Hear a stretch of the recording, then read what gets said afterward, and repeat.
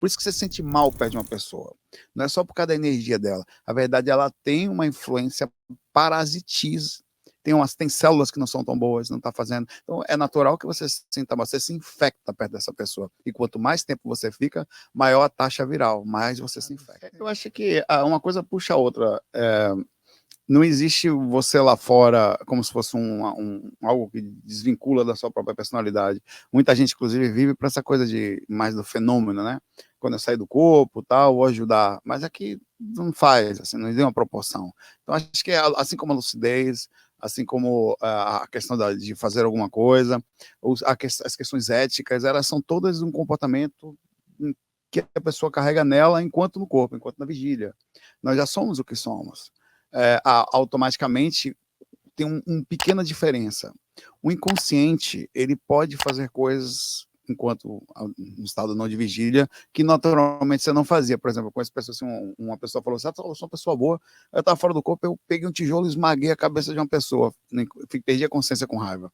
Então, existem impulsos que eles precisam ser trabalhados primeiro no consciente. Você tem que trabalhar, você vai sentir raiva e você tem que ir segurando. Na verdade, essa é uma das propostas da encarnação. Você sente, mas não faz.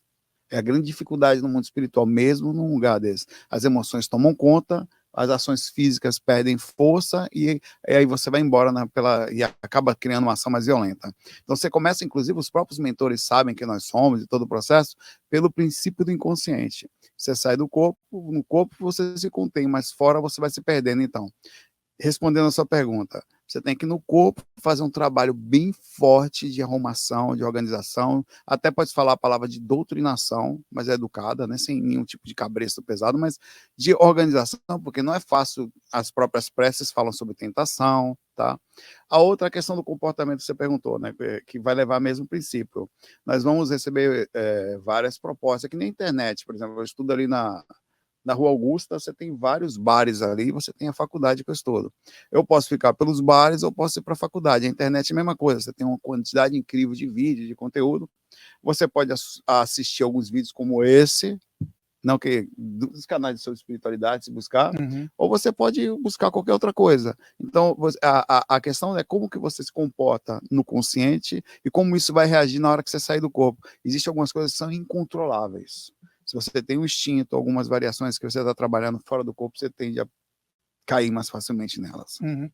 E até essa relação do inconsciente, né, quando se estuda, por exemplo, a metafísica, que eu vou emendar com aquela outra pergunta que é sobre saúde e bioenergia, saúde e espiritualidade. Você está se formando em medicina, daqui a pouco vai se tornar um doutor, a gente vai ter que se a agenda do Saulo já é imagina depois quando virar doutor, né? E nos estudos de metafísica também tem essa questão, né? E também na medicina tem essa relação do inconsciente influenciando nos estados mentais, que influencia inclusive na saúde. O que você pode falar, então, você que está estudando medicina, sobre essa relação entre o inconsciente e a saúde, e depois emendar com a relação entre bioenergia e saúde, já que também você também já há muitos anos conectado com o processo de movimentações energéticas, né, espiritualidade em si. O inconsciente, ele é inclusive, é um dos estudos que a gente faz sobre a projeção, é um monstro incontrolável, a gente costuma falar. Você começa a fazer um trabalho nele quando você sai do corpo e percebe, aliás, quem sai do corpo sabe que não é boa coisa. Quem realmente está saindo do corpo consciente percebe que fica nervoso, sofre indução sexual, sei lá, faz coisas que você não imagina, lá fora você acaba fazendo. Um espírito vem para você, não é violento, mas lá você passa a ser. Então, o trabalho do inconsciente com as questões diárias de ligação a ações de saúde, eles são muito importantes. Porque às vezes a gente tem aquela máscara de que você é bondoso, mas na hora que a consciência não é uma coisa linear.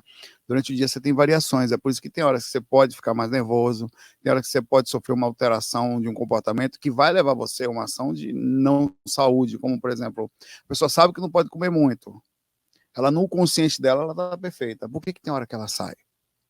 Por que tem hora que tem alguma coisa que parece que vai lá e auto-sabota ela própria? Ela própria, o que está acontecendo? Ela tem uma variação na proximidade entre não controle, quer dizer, entre a vigília, entre a percepção lúcida do que está a ação.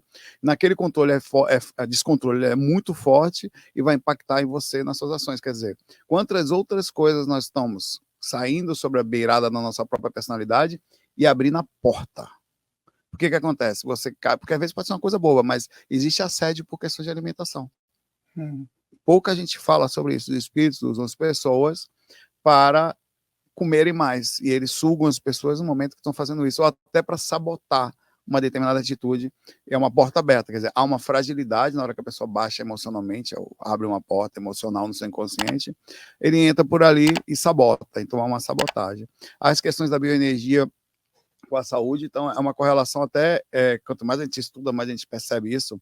Você vai estudando as questões celulares e você começa a perceber que lá na faculdade, por exemplo, o coordenador da faculdade, ele é espiritualista. Olha só, Inclusive, que provavelmente eu legal, devo assumir a presidência da Liga de Espiritualidade que bacana. lá dentro, né? Então a gente vai fazer uns trabalhos, isso é bem legal. Aí, nesse estudo, ele sabe que os pacientes que, mesmo inconscientes, recebem uma indução de proximidade magnética, eles têm um quadro diferente. Uhum. Né? Então, a questão da bioenergia, mesmo você estando inconsciente, existe alguma coisa acontecendo.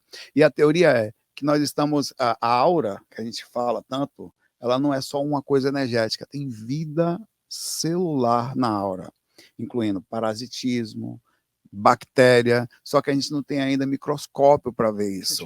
Então, por exemplo, por que uma pessoa fica mal quando ela está no lugar sujo? Porque ela aumenta o seu parasitismo. Então, quando a pessoa está, no sentido das suas ações, vibrando, pensando, ela não está só magneticamente ruim, ela está com mais parasita, porque ela se mantém numa frequência onde deixa ela. Por isso que você se sente mal perto de uma pessoa. Não é só por causa da energia dela. A verdade, ela tem uma influência parasitiza. Tem células que não são tão boas, não está fazendo. Então, é natural que você se sinta mal, você se infecta perto dessa pessoa. E quanto mais tempo você fica, maior a taxa viral, mais você se infecta.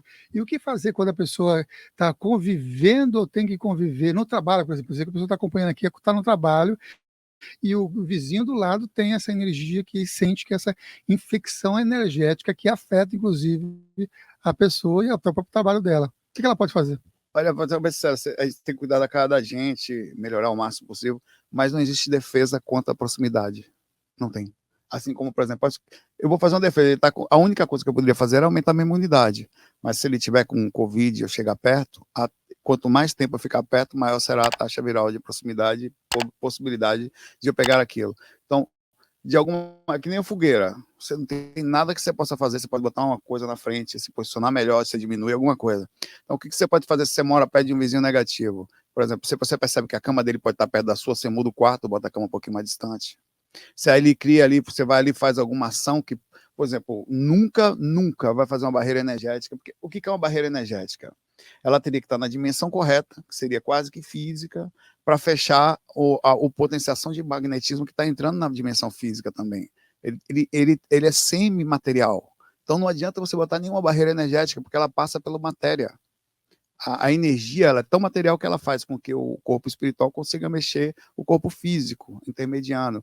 Então, existem algumas coisas que só você está perto de uma pessoa negativa, você pode ser positivo quanto você for, ela vai induzir você a negatividade enquanto você estiver colado nela.